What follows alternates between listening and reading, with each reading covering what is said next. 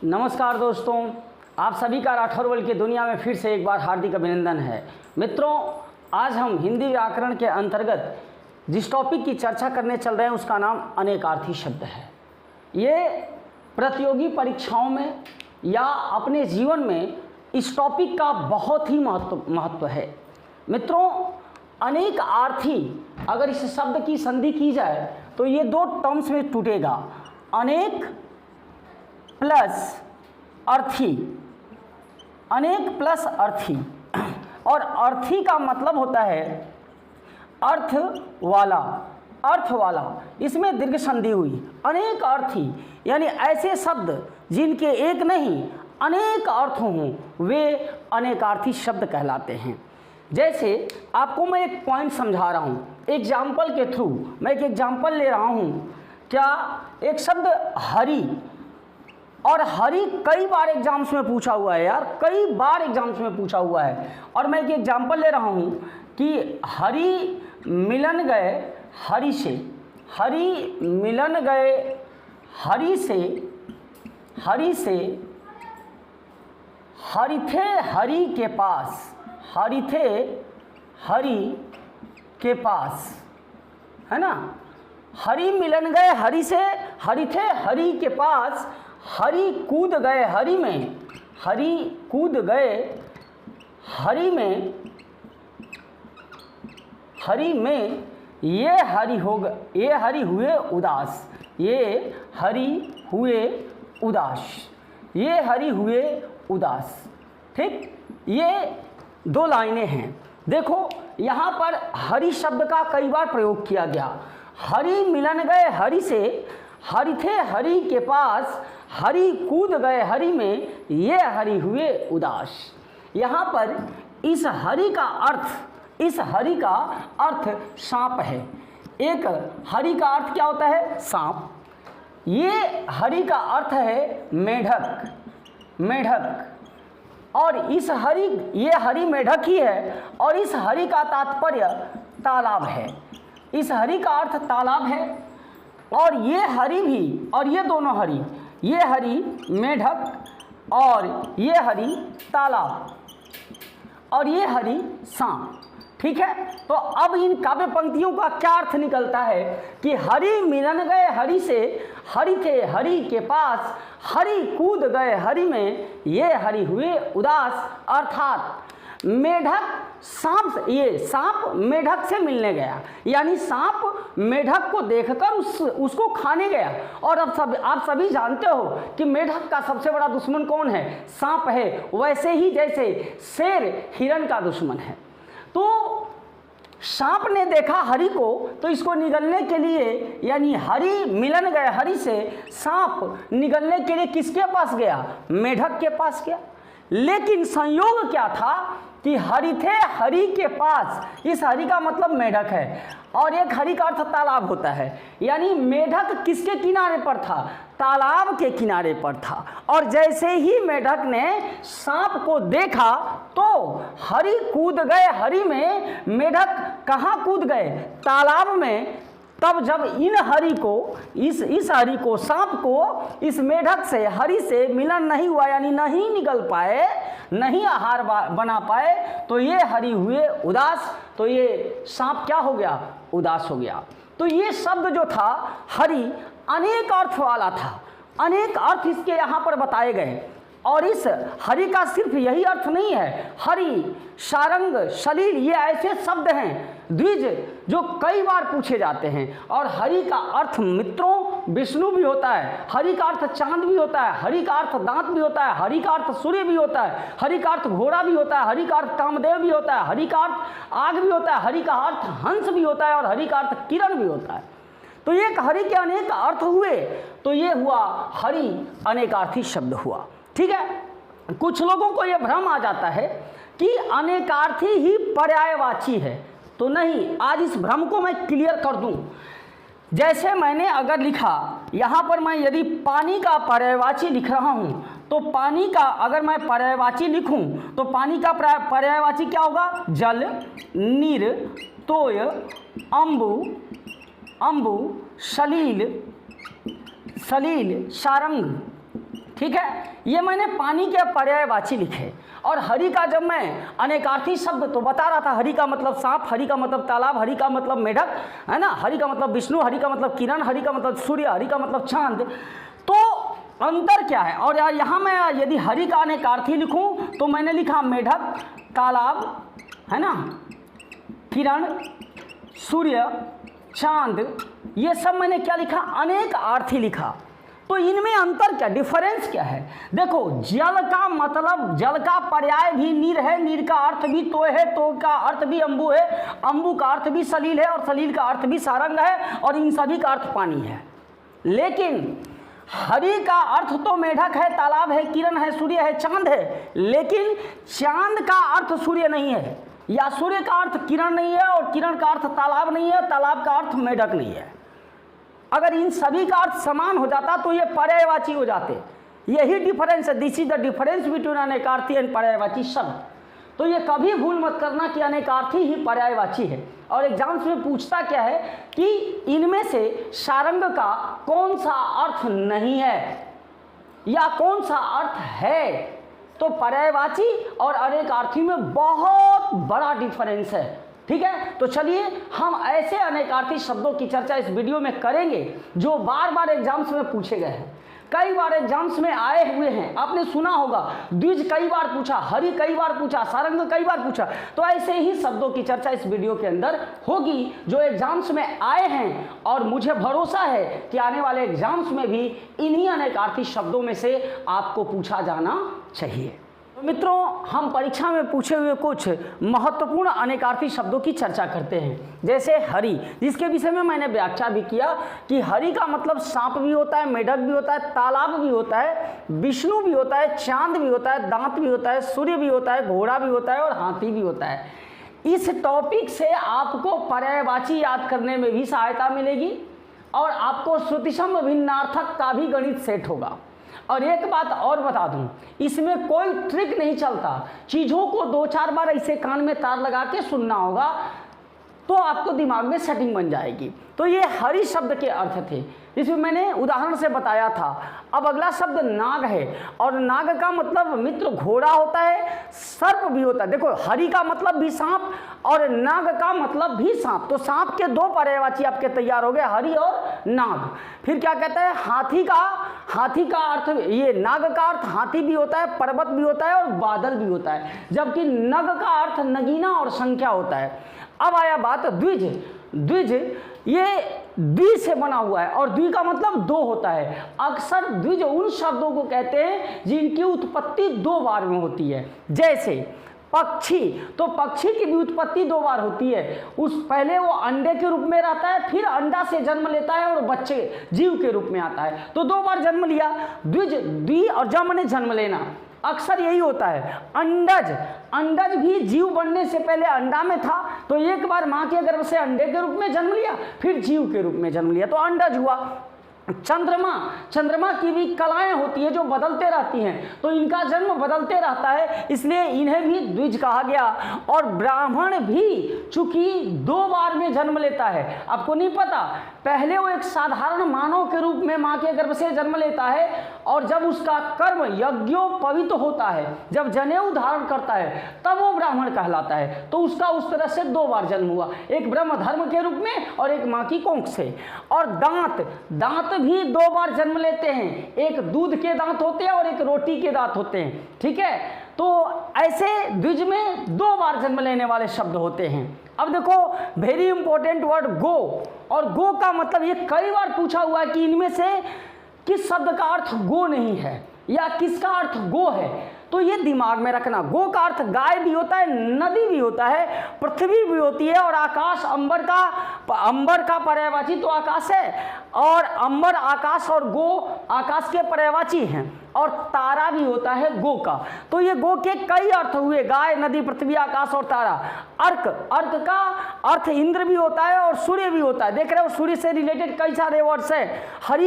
हरि का मतलब विष्णु भी होता है, और अर्क का मतलब भी विष्णु होता है। अर्क का मतलब एक धातु में तांबा होता है। अर्क हम काढ़ा के रूप में पीते, तो एक पौधा भी है, और कपड़ा को भी अर्क कहते हैं, और अर्क का मतलब आकाश भी होता है। मित्रों, अब्ज का मतलब चंद्रमा होता है, अब्ज का मतलब चंद्रमा होता है, हरि का मतलब चंद्रमा होता है। तो अब्ज और हरि चंद्रमा के पर्यायवाची तो हुए, परंतु ये ध्यान रहे कि हरि और अब्ज एक दूसरे के पर्यायवाची नहीं है, इसे ही अनेकार्थी कहते हैं। तो अब्ज का मतलब चंद्रमा, शंख, कपूर और कमल होता है, कपूर और कमल होता है। तो ये देखो शंख, कपूर और कमल ये तीनों पूजा में प्रयोग में लाए जाते हैं। और किनसे इनकी पूजा की जा सकती है? चंद्रमा की।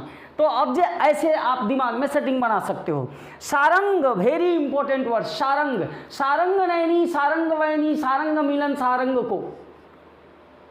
तो इसमें सारंग के कई अर्थ हैं। एक मृग नैनी, सारंग का मतलब मृग, मृग मैंने लिखा होगा मृग नैनी, और सुंदर औरत को भी सारंग कहते हैं। तो मृग नैनी नारी जो है वो चल रही है, वो जा रही है मिलने के लिए अपने नायक से। तो उस समय हवा के झोंके से, हवा के झोंके, वहाँ वो हाथों में दीपक ले, तो उसकी व्याख्या है, कभी बाद में करेंगे, यहाँ मैं अनेकार्थी बता रहा हूँ। तो सारंग का मतलब मोर भी होता है, बादल भी होता है, सर्प भी होता है, और धनुष भी होता है, समुद्र भी होता है। बहुत इंपॉर्टेंट वर्ड सारंग। कोयल भी, हाँ, सारंग नैनी, सारंग वैनी, वैनी माने बोलने वाली, यानी कोयल की जैसी जिसकी आवाज़ हो। और मृग, मृग मैंने लिखा है, मृग के जैसे जिसकी आंखें हों, वो सुंदर सी नायिका हाथ में दीपक लेके अपने नायक को ढूंढ रही है। तो क्या है? सूर्य भी, हाथी भी होता है, सूर्य भी होता है, सोना भी होता है, भंवरा भी होता है, शंख भी होता है, सिंह भी होता है, घोड़ा भी होता है, कामदेव, बाज और मृग होता है। ये कितने अर्थ, किसके अर्थ हैं? सारंग के। ठीक है। पानी, पानी का मतलब भी सारंग होता है, पानी का पर्यायवाची सारंग है, ये याद रहे, पर्यायवाची सारंग है। तो इसमें मैंने पानी लिखा होगा, अगर नहीं लिखा होगा तो दिमागवा में सेट बना लेना यार। तो पानी का मतलब जल भी होता है, चमक भी होता है, इज्जत भी होती है, इज्जत भी होती है, और लज्जा भी होती है, वर्षा भी होता है, और वन होता है। और रहीमदास ने लिखा ना, श्लेष अलंकार का उदाहरण है कि रहीमन पानी राखिए बिन पानी सब सून, पानी गयो न उबरो मोती मानुष चुन। तो वहाँ पानी के कई भावार्थ हैं, अर्थ हैं, वो अनेकार्थी शब्द है, इसीलिए वहाँ पानी के भिन्न भिन्न अर्थ होते हैं। तो पानी का जल, चमक, इज्जत, लज्जा, वर्षा और वन। और कटक का मतलब सेना होता है, शिविर होता है, चटाई होती है, कड़ा, कड़ा जो हाथ में पहनते हैं, श्रृंखला को भी कटक कहते हैं, और समूह को भी कटक कहा जाता है। बहुत इंपॉर्टेंट वर्ड केतु, केतु ध्वज को कहते हैं, झंडा को कहते हैं। एक ग्रह केतु आपने सुना होगा, ये ग्रह जो जितने ग्रह हैं ब्रह्मांड में उनमें से केतु ग्रह है, और पुच्छल तारे को भी केतु कहते हैं। ठीक है। फिर कहा अनंत, अनंत किसको कहते हैं साहब? आसमान को कहते हैं, आकाश को। विष्णु अनंत हैं, विष्णु को अनंत कहते हैं। ईश्वर अनंत है, ईश्वर भी अनंत को कहते हैं। और अनंत का अर्थ शेषनाग भी होता है। खर, तो खर का मतलब मित्र गधा भी होता है, प्रखर भी होता है, बगुला को भी खर कहते हैं, और देखो गधा को भी कहते हैं, और खर तिनका को भी कहते हैं। तिनका ये देशज शब्द है, तिनका। ठीक है। तो इस तिनके को भी खर कहते हैं। और खर एक राक्षस भी था, खर और दूषण का नाम आप लोगों ने सुना होगा। तो खर के कई अर्थ हुए, प्रखर हुआ, गधा हुआ, बगुला हुआ, तिनका हुआ, और एक राक्षस भी हुआ। अब ये देखो बहुत इंपॉर्टेंट वर्ड है कनक। कनक जो अक्षर अलंकार में यमक अलंकार का उदाहरण बनता है कि कनक कनक ते शौगुनी मादकता अधिकाय, या खाए बोरात जग वा पाए बोरा। ठीक है। इसकी व्याख्या मैंने अलंकार में कर रखी है, जिसका जो राठौर वर्ल्ड के प्लेलिस्ट में है, वहां आप जाएंगे तो डबल फायदे होंगे। आम का आम गुठली का दाम। तो कनक का भी अर्थ वहीं समझ लेना, और साथ में अलंकार भी पढ़ लेना, तो दोनों काम साथ में हो जाएंगे। आओ अभी मजा लेते हैं कनक का। तो कनक का मतलब सोना, गेहूं और धतूरा होता है। मित्र कुल, कुल बहुत बार एग्जाम्स में आया हुआ है। अगर आपको एसके सिंह पे भरोसा है तो इतना भरोसा रखो कि जो आज मैं पढ़ा रहा हूँ अनेकार्थी शब्द उन्हीं में से आना है। और ये कलेक्शन है साहब, विगत एग्जाम्स का कलेक्शन है। इनकी संख्या भी बहुत ज़्यादा नहीं है, घुमा फिरा के वही पूछे जा रहे हैं। तो उनका एक कलेक्शन है। कुल कई बार पूछा हुआ है। कुल का मतलब वंश होता है, खानदान होता है। सब को कुल कहते हैं, टोटल को कुल कहते हैं, गोत्र को भी कहते हैं कुल। पंडित जी पूछते हैं कि आपका कुल क्या है, तो भैया वो बताते हैं कि हमारा ये कान्यकुब्ज है, हमारा वैष्णव है, ये कुल बताया जाता है। और कुल का मतलब घर भी होता है। कर, कर का मतलब आप जानते हो हाथी होता है, सुर को भी, हाथी के सुर को, किसी और के सुर को नहीं, हाथी के सुर को कर कहा जाता है। कर टैक्स को भी कहते हैं, कर जो टैक्स होता है उसको भी कहते हैं। कर का मतलब किरण भी होता है। अब आई बात घन, तो घन आप वो एक तो फिल्म थी हम सुने थे यार, क्या नाम था उसका, लगान, है घनन घनन घन आयो रे बदरा, तो वहां पर घन शब्द आया था। तो घन का मतलब बादल होता है और घन का मतलब घना भी होता है, घन का मतलब भारी भी होता है। घन नहीं देखे हो हथौड़ा, आप सोचे हो कभी कि जब लोहा वाले दुकान पे जाते हो तो मिस्त्री का है मतलब जरा घन लेके आओ, घन लेके आओ, तो घन का मतलब हथौड़ा होता है साहब। और हल्के हथौड़े को घन नहीं कहते, भारी हथौड़े को घन कहते हैं। तो ऐसे भी दिमाग में रख सकते हो कि मिस्त्रिया बोलता है घन लेके आओ, तो छोटका लेके आओ कि बड़का लेके आओ, बड़का लेके आओ, भारी लेके आओ। तो घन का मतलब हथौड़ा, बादल, घना और भारी होता है। काल का मतलब क्या होता है, समय होता है, यमराज होता है, मृत्यु होता है, और शिव को भी काल कहते हैं। आपने सुना होगा कि यार उसके सर पर आजकल उसका काल सही नहीं है, काल खंड बुरा चल रहा है, उसके सर पर काल नाच रहा है। तो काल का मतलब मृत्यु हो गया, काल का मतलब यमराज हो गया, काल का मतलब समय हो गया, काल का मतलब शिव हो गया।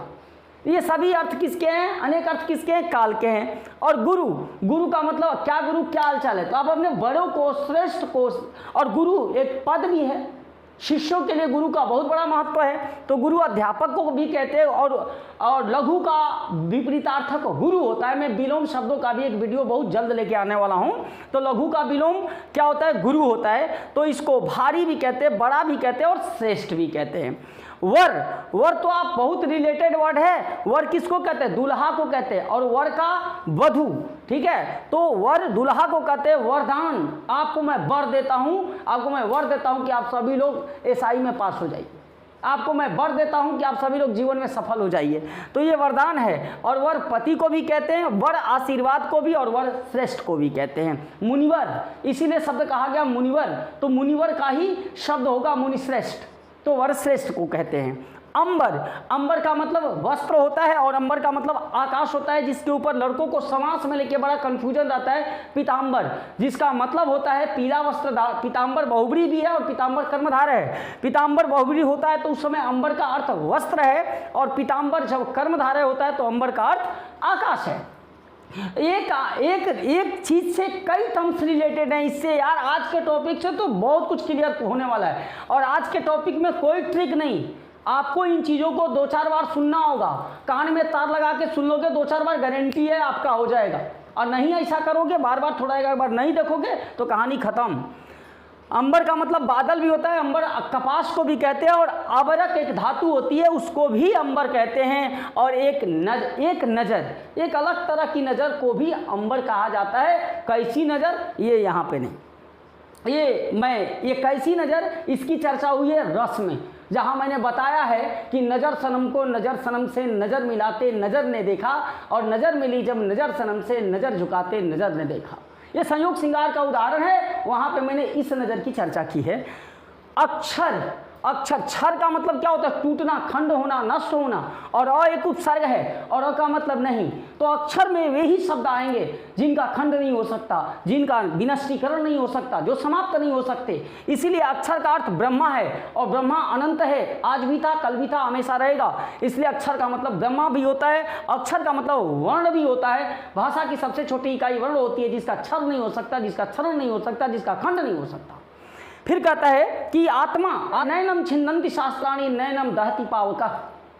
आत्मा अमर है, इसका विनाश नहीं हो सकता, इसका क्षरण नहीं हो सकता। और नित्य, रोज रोज हर दिन जो होता है वही तो नित्य है, और नित्य भी अक्षर है, क्षरण नहीं हो सकता। सत्य, सत्य हमेशा टिका होता है, कभी नाश नहीं उसका हो सकता, इसलिए सत्य को भी अक्षर कहते हैं। और आकाश जो अनंत है, कल भी था, आज भी और हमेशा रहेगा, इसलिए अक्षर भी, आकाश भी अक्षर कहलाता है। अब बात आई अमृत की। अमृत, अमृत अमने नहीं, मृत, जो मृत न हो या किसी को मृत न होने दे, वो अमृत है। तो क्या कहते हैं, शुदा, शुदा को अमृत कहते हैं। और जल भी अमृत है, सुधा और जल, जल को भी अमृत कहते हैं। यानी अमृत का अर्थ जल भी होता है, दूध भी होता है, इसीलिए दूध को अमृत माना गया। मुक्ति भी होता है, और पारा एक धातु है, उसका मतलब भी क्या होता है, अमृत होता है। जबकि अंबर का मतलब क्या होता है, अवरक होता है। और कहता है स्वर्ग को भी अमृत कहते हैं और अन्न को भी अमृत कहते हैं। बेला, बेला आकाश को कहते हैं समय, समय, और समुद्र की लहर को भी बेला कहते हैं, समुद्र की लहर को भी बेला कहते हैं। मित्रों ये था क्या, अनेकार्थी शब्दों का कलेक्शन जो परीक्षाओं में बार बार पूछा गया है, और आपको मैं भरोसा दिलाता हूं कि इन्हीं से क्वेश्चंस पूछे जाने हैं। इनको एक दो बार देख लो, समझ लो, पढ़ लो, और जहां रहो खुश रहो, खूब मेहनत करो और सफल बनो। और राठौर वर्ल्ड को, अपने छोटे भाई बड़े भाई संजीत सिंह के, आपके अपने चैनल को क्या करो, कमेंट करो, शेयर करो, सब्सक्राइब करो। और एक खुशी की भी बात है, एक आपके चैनल राठौर वर्ल्ड के लिए खुशी की भी बात है, इसकी चर्चा मैं अगले वीडियो में करूंगा। तब तक के लिए शुभ रात्रि, नमस्कार, प्रणाम।